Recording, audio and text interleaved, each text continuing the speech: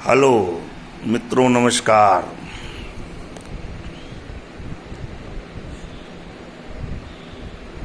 इस संसार में हर व्यक्ति अपनी तरीके से सोच लेता है।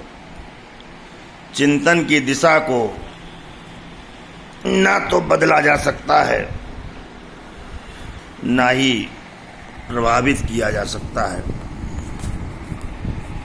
कोई कहता है व्रत करो, कोई कहता है जप करो, कोई कहता है बड़ों का सम्मान करो, कोई कहता है बहुत पापी है, पापों को खत्म करो, पाप नाश का उपाय करो। जितनी मुंह उतनी बातें इस संसार में चल रही हैं। खुशी और प्रसन्नता का सिलसिला सिरा कोई खोज न पाया। इसी क्रम में न जाने क्यों इस समय गोस्वामी तुलसीदास की पंक्ति रामचरितमानस में जो लिखी है, स्वांता सुखाय रघुनाथ गाथा, यानी कि तुलसीदास ने जो रामचरितमानस की रचना की, यह रचना उनकी स्वांता सुखाय रचना थी। ऐसा वे अपने पुस्तक में स्वयं वर्णित कर चुके हैं, लिख चुके हैं। हर व्यक्ति को कोई भी कार्य करे, सोच रखे, व्यवहार रखे, तो उसमें स्वांता सुखाय जरूर होना चाहिए। यदि कोई कार्य आपको स्वयं पसंद नहीं हो तो उसे कतई नहीं करना चाहिए। हर व्यक्ति को अपने सबसे पहले वह स्वयं ईमानदार स्वयं के प्रति हो। यदि वो नहीं हो पाता है तो वो ना तो स्वयं सुखी रह सकता है, ना दूसरों को प्रसन्नता दे सकता है। दुखी परेशान व्यक्ति ना तो किसी दूसरे को प्रसन्नता दे सकता है, ना सुखी हो सकता है। इसलिए हर व्यक्ति का कर्तव्य है कि उसे स्वांता सुखाय होना चाहिए।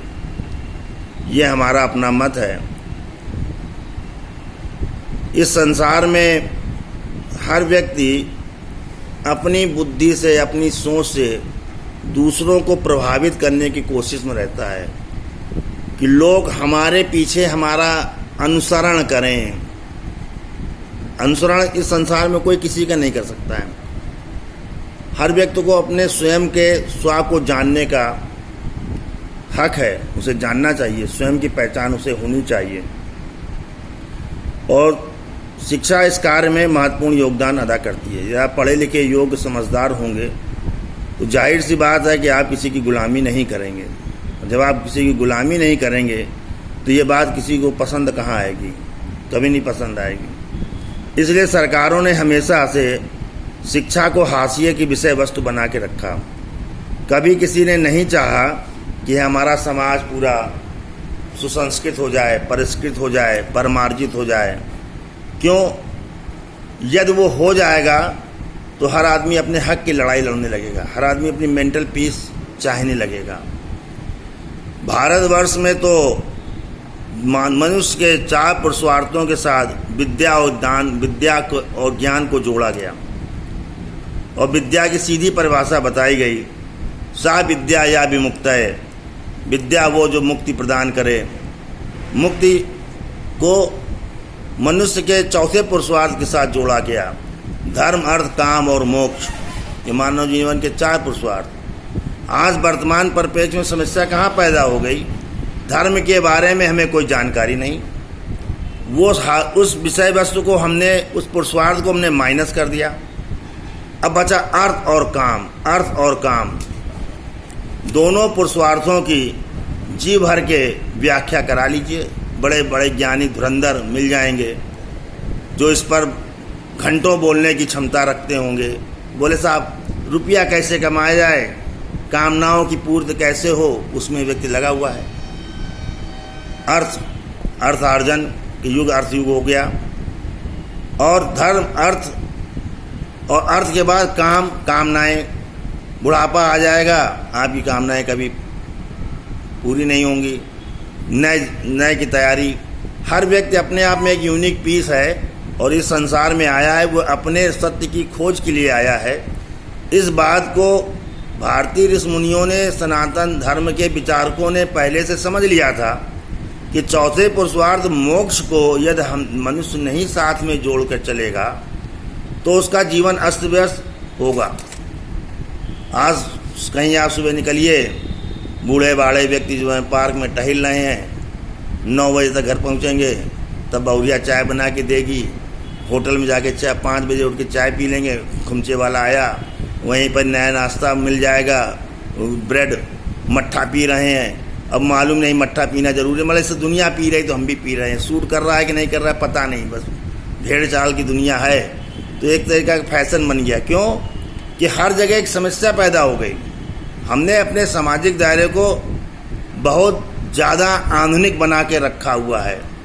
तो उसमें क्या है, हमारे पास ना तो धर्माचरण की बुद्धि है, धर्म के पुरुषार्थ को जानते नहीं, और मोक्ष की कामना नहीं। 2 पुरुषार्थ हैं। जब 2 पुरुषार्थ हैं तो जाहिर सी बात है कि आपको दोबारा मरेंगे तो फिर आपको दोबारा पैदा होना पड़ेगा। कारण ये है कि जब चारों पुरुषार्थों में आप सिद्धियत प्राप्त कर लेंगे, एक्सीलेंट होंगे, तभी तो इस संसार की आने के मानव जीवन की सार्थकता सिद्ध होगी। इस बिंदु पर कोई व्यक्ति विचार करना पसंद नहीं करता है। बोले साहब हटाओ, ये बहुत बेकार की बात है, बेकार की बात है। ऐसा नहीं होता है।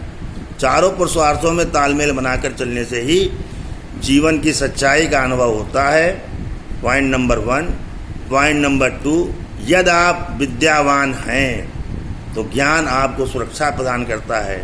आप यदि धर्माचरण करते हैं तो धर्म आपकी रक्षा करता है, धर्म उसकी रक्षा करता है जो धर्म की रक्षा करता है। तो धर्म अधर्म की भेद खत्म हो गया। बुद्धि, आजकल मॉडर्न युग में क्या है, जितनी बुद्धि, जितने इंटेलिजेंट आप हैं, बोले अधर्म को धर्म बना कर ही चलना है।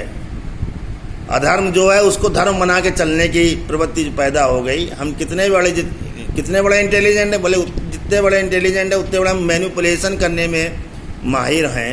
मैनिपुलेटर जितने बड़े हैं उतने बड़े हम साहब धर्मशील पुरुष हैं। और इसी तरीके से चलेंगे। मॉडर्न जीवन की नई प्रवृत्ति है, उसमें लोग जा रहे हैं। किसी ने कहा भैया नाम जाप करने से जो है पापों का नाश हो जाता है, तो नाम गलत काम भी करते रहो, नाम भी जपते रहो, राम राम राम राम राम राम।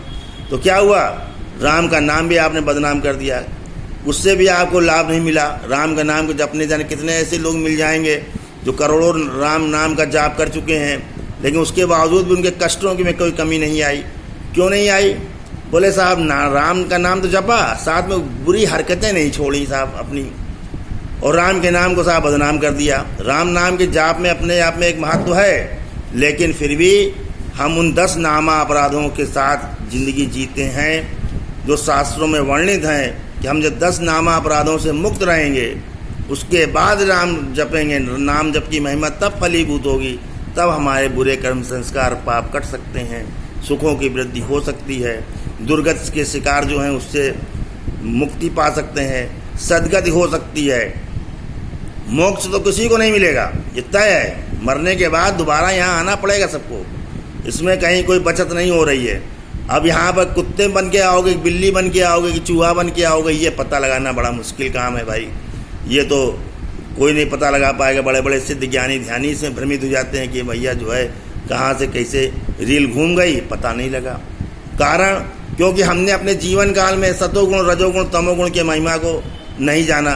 बुद्धि में, विवेक में 3 चीज़ों का आवरण है। कोई व्यक्ति सतोगुणी है, कोई व्यक्ति रजोगुणी है, कोई व्यक्ति तमोगुणी है।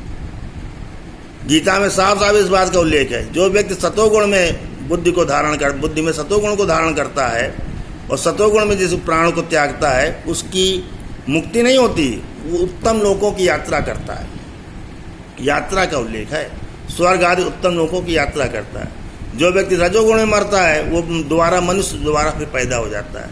जो तमोगुण में मरता है, कीट पतंगा आदि निकृष्ट योनियों में उसका जन्म लेना तय है। तो अब स्थिति क्या बन गई, समाज में तमोगुण की मात्रा बढ़ गई, तो साहब हम कुत्ता बिल्ली चूहा बनने के लिए तैयार बैठे। साहब हमें जो है रजोगुण में भी जो है, हम रजोगुण में हमने इतना तमोगुण शामिल कर रखा है निद्रा आलस प्रमाद से मुक्त नहीं होना चाहते हैं। बोले साहब क्या बताएं, मैं हमारा भाग्य खराब है। भाग्य नहीं खराब होता है, हमने अपने बुद्धि की प्रवृत्ति को ही खराब कर रखा है। अब किसी से पूछो भैया सतोगुण क्या है, सतोगुण क्या है, अरे सतोगुण की जानने की कोशिश, कोई ठेका थोड़ी नहीं रखा है कि पंडितों ने सब ठेका रखा है। हर व्यक्ति का मौलिक अधिकार है कि वो अपनी बुद्धि को जाने, अपनी बुद्धि के विवेक को जाने, सतोगुण को जाने, रजोगुण को जाने, तमोगुण को जाने और अपना आत्मोद्धार कर ले।